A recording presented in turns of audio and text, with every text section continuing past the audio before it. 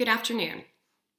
The policy I'm here at the Senate to talk to you about today is the Stop Enabling Sex Traffickers Act, or SESTA, which you passed and the President signed into law in April of this year. As you know, the act was aimed at websites who publish advertisements for sex work.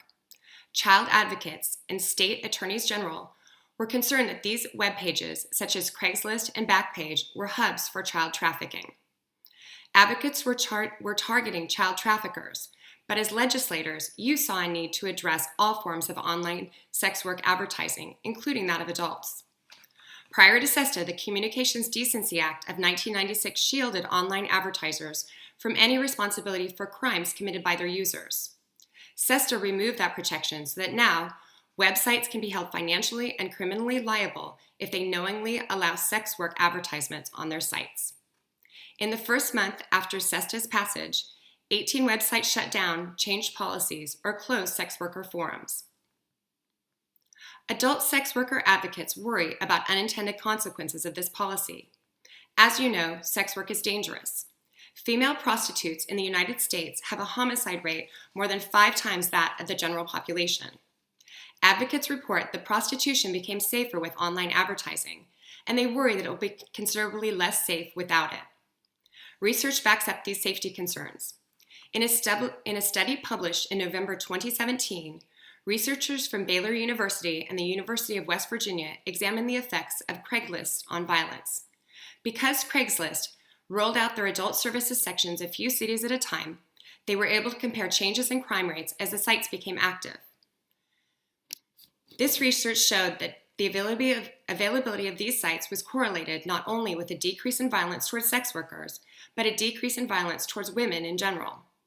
Craigslist advertisements reduced the total female homicide rate in cities where it launched by an average of 17.4%.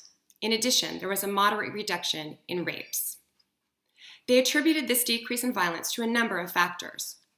First, with internet advertising, workers move services indoors, which is safer than truck stops or street corners. Second, online advertisements reduce the need for intermediaries, such as pimps, who are often a source of violence and exploitation. Third, crowdsourced websites such as Verify'em meant that sex workers could get identifying details about their clients, names, email addresses, phone numbers, and their history with other sex workers. Fourth, e-advertising created a digital trail that may have deterred customers from violence. Finally, the website became an important law enforcement mechanism for identifying child trafficking. Based on this and other research, my recommendation is that Congress revise SESTA to focus on ways to target child trafficking while still allowing advertising for consensual sex transactions by adults. The amended law should limit liability to child trafficking advertisements. Congress could require websites to increase self-monitoring, report to a licensing entity, and work closely with law enforcement officials to root out child trafficking. The strongest evidence in support of this change is that research on violence against women that I cited earlier. Estimates were that the introduction of electronic advertising saved over 2,100 lives nationally each year that it was available. It should be allowed to continue. I understand that you, like many of your constituents, may have moral concerns about sex work, and that your preference might be that sex work goes away altogether. I agree that activities that exploit vulnerable people should be curbed to whatever extent possible. However, in this case, the important decision is whether the law focuses on aspirational policies for an ideal world or realistic policy for the world as it is.